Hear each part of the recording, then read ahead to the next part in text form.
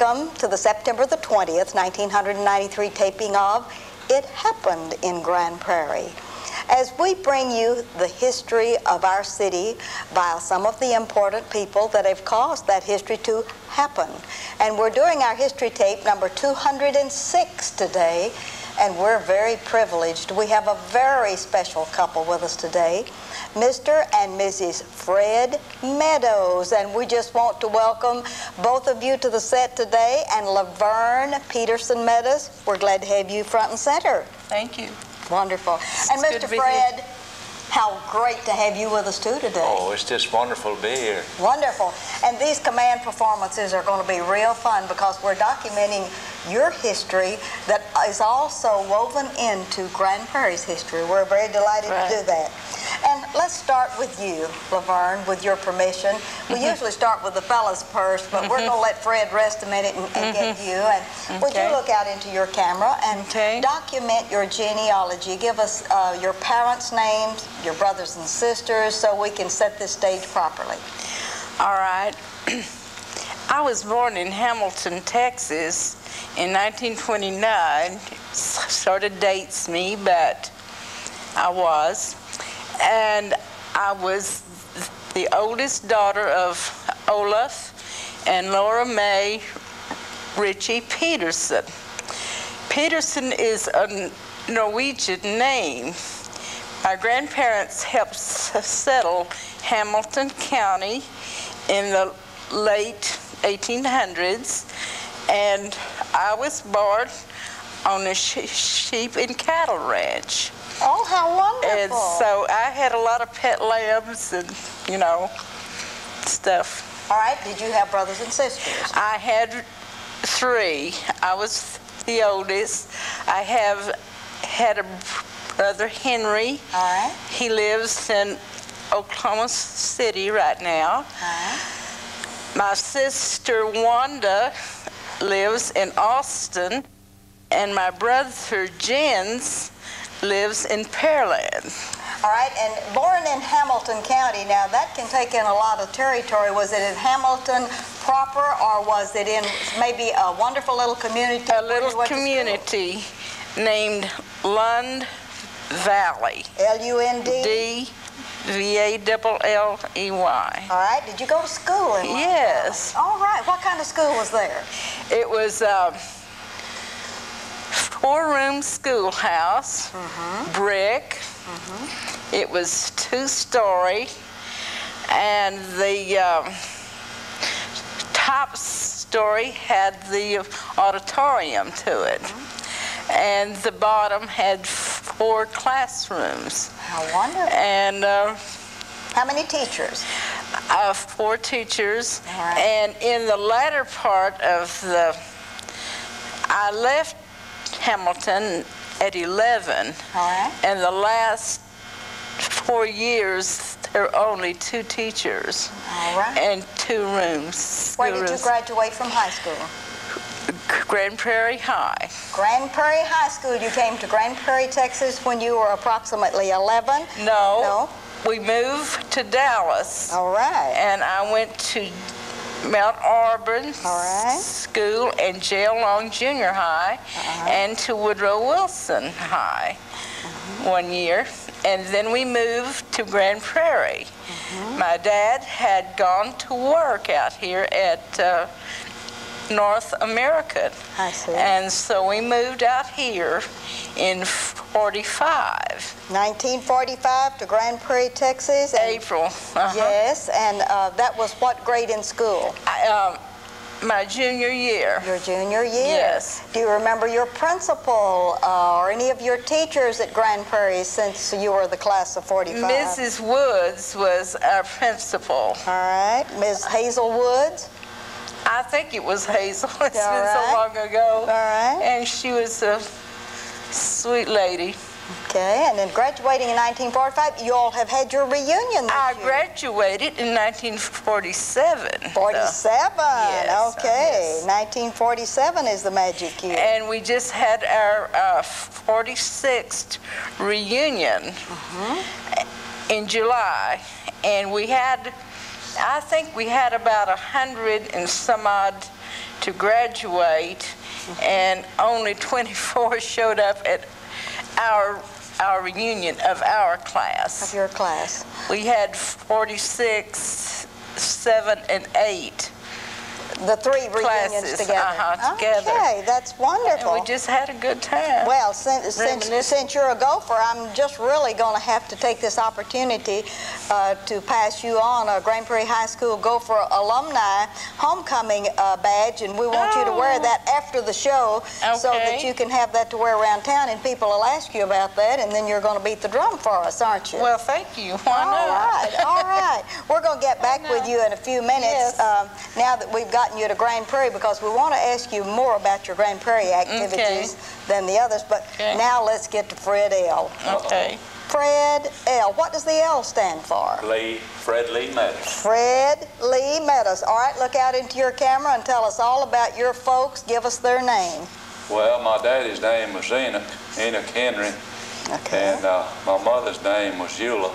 She was an only child. All right. What was her maiden name? Eula Boyd. Eula Boyd. Okay. Where did they live? Well, they lived in East Texas, what we call East Texas, down around Fannin and Grayson County. All right. Where she was raised. All right. Now, where were you born? I was born in Kirkland, in the Panhandle. Kirkland is in what county? That's Childress County. All right, and that's Childress.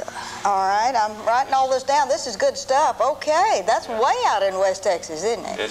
It's pretty far out there, and now the town is gone, and it's just, I've got a, like I say, a 98-year-old aunt this November the 9th. She'll be 98, and she wants me to come see her. I think I'll go see her. Since she's not going to be around forever. Well, I'll begin to kind of think, 98, well, you might be at that age now. All right, did you have any brothers or sisters? I had 4, there's 5 of us. Would you like to name them all? Well, my sister's name was Mildred Pearl Meadows. All right. My brother's name was E.H. Meadows.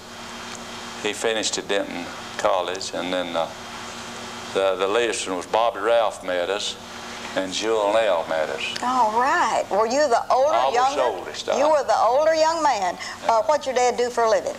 Well, my daddy owned his own business. He was a blacksmith at that time. How wonderful. Did you aid and abet him? Did you help him in the blacksmith business? Well, I tried to. I was a little boy. I thought I knew it. All I could do is step on them red hot orange he'd cut off, you know? Yeah. And boy, that would burn. And he'd pick you up, put you over in the slack tub, you know, cool it off. Where'd you go to school? I went to school to Kirkland. At Kirkland. That's great. Do Childress. you have any favorite teachers at Kirkland or at Childress? Well, this Miss Dobbs, she married a little later. See, us boys would keep up with our teachers in a country town that way. Yes, you bet. Naturally know them, and then this, she was an awful pretty woman, I thought. I shouldn't have been looking at her, but she was just naturally pretty. There wasn't no other way you could put it. You bet. And she married this Jess Williams there. I run with his nephews a little bit, you know. All right. In a small town, everybody knows everybody else, yes, you know. Yes. Knows who's left, who's come in, who got married, who didn't, and all that good stuff. All right. How did you meet Laverne? Well, I went to church one Sunday down at Grand Prairie. I come from Decatur. We was living in Decatur, and I was working for Bell Helicopter. No and there.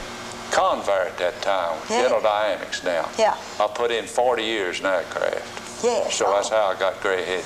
Yeah, that will do Right. it. But, okay. But anyhow, I went to this church, and I seen her sitting in this choir up there. You know, this choir where they sing. Yes, in this white dress and this white hat, you know. And I asked this old boy that's with me, good buddy of mine, I just met him and knew her. I said, well, who's that up there? He said, that's Laverne Peterson. I said, she's single? He said, yes, she's single. I said, I'll tell you what, Edward. Edward was his name. I said, you introduce her to me, and I'll do the rest. And he did. And he did. He introduced her to me, and we started dating from there on, and then married in 49. 1949. That's wonderful. And all right. 4 children now. Yeah, 4 children. We're going to let her tell about the kids. Yeah. Okay. Yes. All right. You're doing good, Fred. I'm so glad we brought you on this show. Oh, yeah. All right, Laverne. Yes. Now, we have you away from graduation, and where did you go following high school? We married. Well, we married in '49. Yes. And then we moved to Fort Worth. He worked at Convair. All right. And I had a job with a door company. And we finally saved up our money and built in Irving, Texas. Yes. And it was very odd. The doctors had told us we could not have children. And so we built a little 2-bedroom frame house in Irving. And lo and behold, the next spring, I got sick. And they told us we were to have a child. Yes. And so Michael Lee came in. That's your first son. In 1952, he was born. All right. And then in 1957, we had Karen Lynette. All right. In 1958, we had Merrill Ann. All right. And then in 1959, Patrick Shane. Well, I say you just really did want to show the doctors up and let them know if they told you no children, that 4 is just a goodly number. Oh, we had planned on 4 even before we married. That is wonderful. And the Lord blessed us. All right. And while he was working at General Dynamics and then finally on over to Bell Helicopter, what were you doing for a career or for a living or whatever after? Well, I went to work. We had our children, and we were in church and the activities of Irving. All right.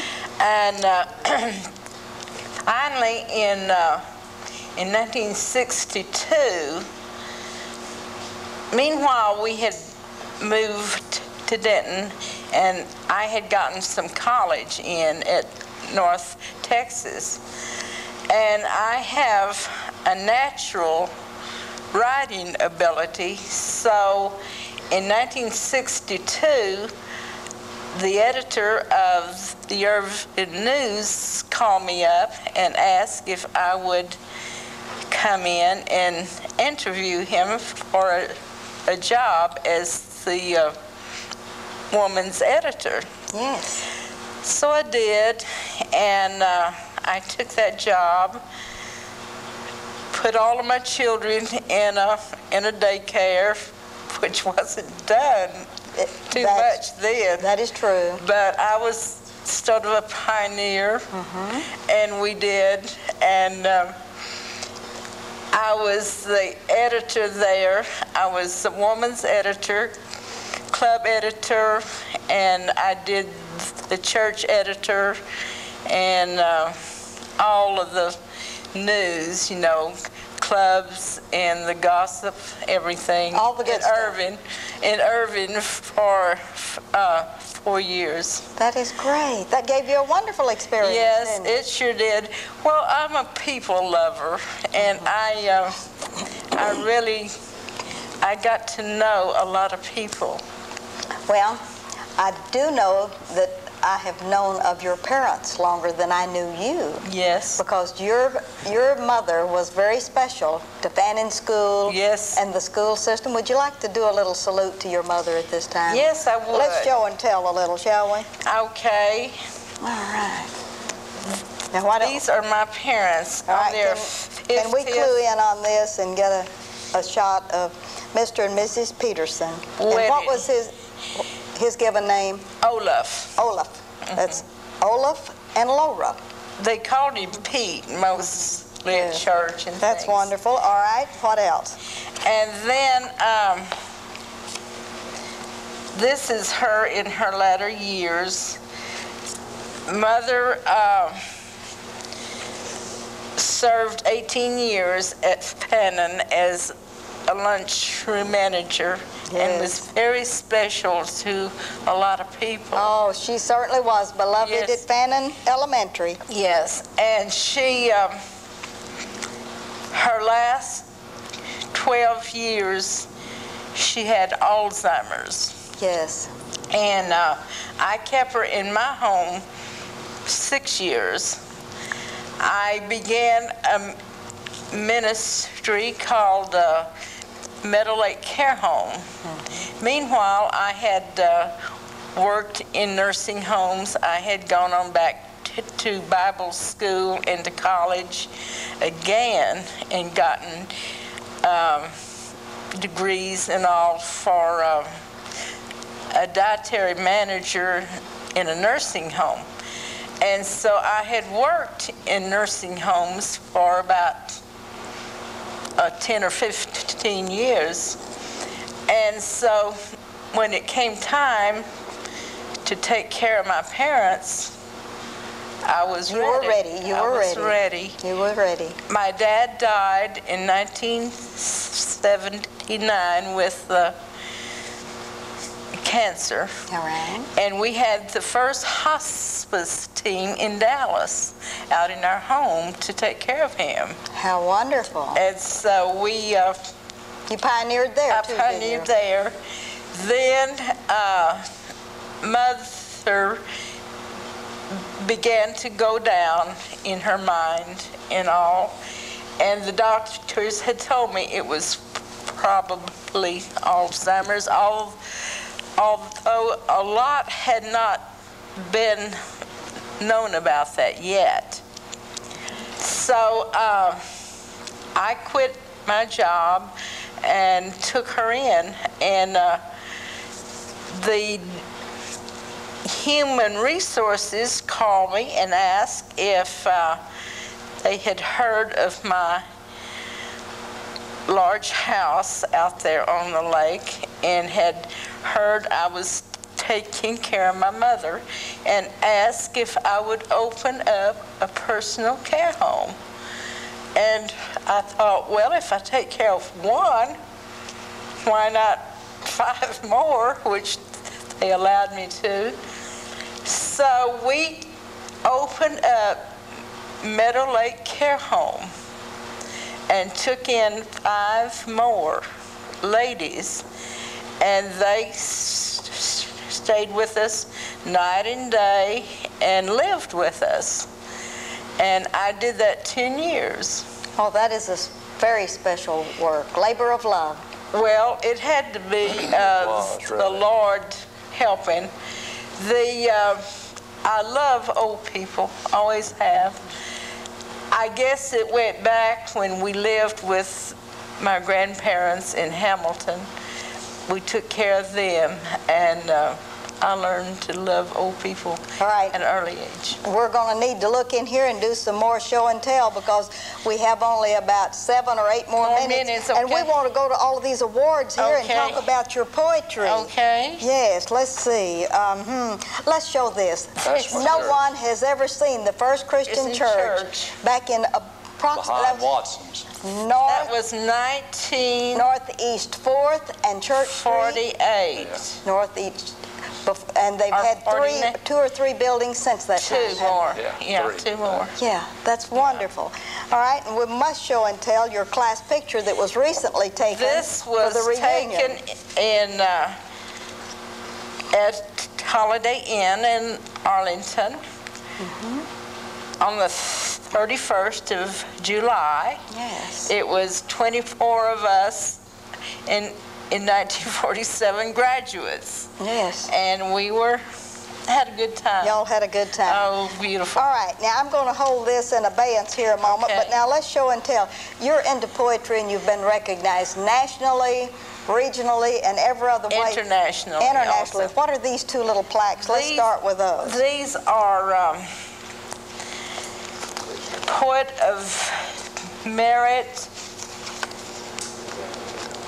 That's a poet of merit. And this is in 1989. I got it at San Francisco. Oh, how wonderful. That one was at New Orleans, the one you put down. All right. Now let's show some of these other meritorious awards. This is a 1991 award, I got to go to Washington, D.C. Oh, how wonderful. And I got to give to help write the largest peace poem in the world. And it was presented to the Secretary General of United Nations.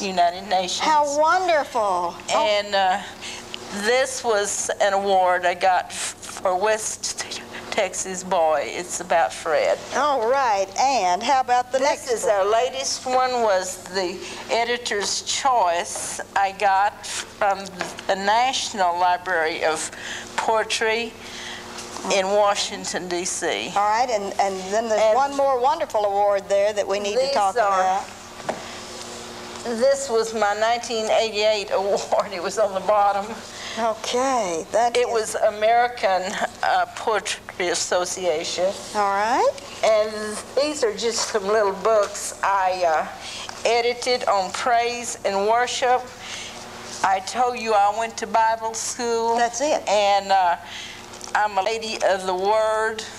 Oh, and wonderful. so I want to present those to you on praise and worship. Thank you very much. Now, what is all of this? Now, these are the some of the anthologies my poetry has been published in.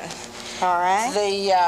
In 1988 and 1989, 1990, and the last one has just been published in the Distinguished Poets of America. And you have how many in here? One at least? One of these two and about 5 in these others.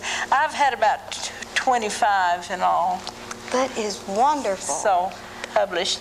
And there is a book coming out soon of my life and my poetry. Mm-hmm. And then it will be put on cassette tape too. We'll have to nominate you as the Poet Laureate of Grand Prairie, Texas, and compete with whomever and see what happens. Yes. All right, you have a little bit more show and tell in here, because I believe you wrote a poem during your reunion, didn't you? Yes, I didn't. It was just a poem. You wrote one about your mommy too. Yeah. But what's the latest one you've done? This is the latest one. It hasn't even been typed out, or I'm still polishing it, but I'd like to read it. It sums up about me.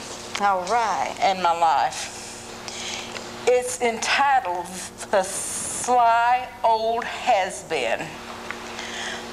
3 young men, college age I suppose, sat across from me at an eatery one day. They were full of comments, laughter, and glee as they sheepishly looked around to stare at me. I shockingly heard one say with a precarious chime, "Look at that old gal. She sure must have been a good looker in her time." And then replied another, "Yeah, just another old has-been." Keeping my head bowed and engrossed in my meal, I candidly smiled and regressed in my thoughts past zeal. My life slipped past in panographic blast, only to reveal how I might have thought the same as they, except little did they know my life's rich spiritual essay. Knowing God and making Him known to others to see Him in His glory had been my life's quest. Rich in birth in children, both spiritual and flesh. Blessed life of service to my God and my King. And now, looking back, I would not change a thing. If those young men knew my happy past, and only then they could really say, she is a rich, contented, blessed old has-been. That is wonderful. That is wonderful. So, we're looking forward to some. that really happened. That really happened. Yeah. We're looking forward to some award coming for a presentation such as that. Yes. That is just really great. Yes. And you and Mr. Fred live here in Grand Prairie, Texas. In Grand Prairie. Yes, and you live out on the in the Lakeview area. Mountain Creek Lake is just below our home. We live in a historic area there. We live in the estate home of Addie Warlick, who had owned the old red barn. Yes. Kind of a honky-tonk. Oh, it was a wonderful old honky-tonk of the past. I never was allowed to go. I was never allowed to go, but I knew it was You there. knew it was I there. never was allowed to go. Yes. But anyway, we have her estate home, and we're very happy here in Grand Prairie. We came back in 1977. Go right ahead. And have been here since. We had our Meadow Lake Care Home and ministry here. We did close it in 1991. And we're both retired. We're grandparents. We have 3 little granddaughters. Now, you've named your children. You best name those grandchildren before we leave. Courtney is 7. Courtney belongs to whom? Patrick. All right. And Megan is 2.5, is Patrick's, and they live at Cedar Hill. All right. Jennifer Ann is 6 and is Merrill's, and she lives in Houston in Spring. All right. Texas. That is wonderful. And there are the object of our lives. Yes. Well, Fred, you've been real tolerant of us today. Yeah. Is there any one thing you would like to say in a half minute that we have left? Well, a half minute. She always said I was married to Bell Helicopter. Yeah. I wasn't married. I just liked their salary. They paid me a good salary. Didn't want me to leave. My good Mormon boss, not that makes any difference. He said, Fred, you got seniority on. When I went there, I was number 5, and when I left, I was number 1. That is They'd had to close the plant to get me. That's right. And, you know, somebody had to keep the fire burning at home while she traveled around. That's wonderful. Well, I want to thank you, 2 wonderful people. You're such an inspiration to so many. And I know about the prayer groups that you have in your home. Wonderful, wonderful atmosphere. International students. Yes, yes, yes. Thank you all for sharing your lives with us today. Yeah, these are sweet little old women, these with Alzheimer's. One of them told me one day I was walking her. She just wouldn't walk with nobody else. I said, come on, Mary, I'll walk you. And called me, and she sat down in the swing out there. We sit down in the backyard in the swing. She said, you know something, Fred? I said, no, what is that, Elizabeth? She said, with my money and your looks, we could go around the world. Oh, way to go. That is a good story. Well, I want to thank y'all again for being on the show. And this is Ruthie Jackson reminding you that history is as we live and do.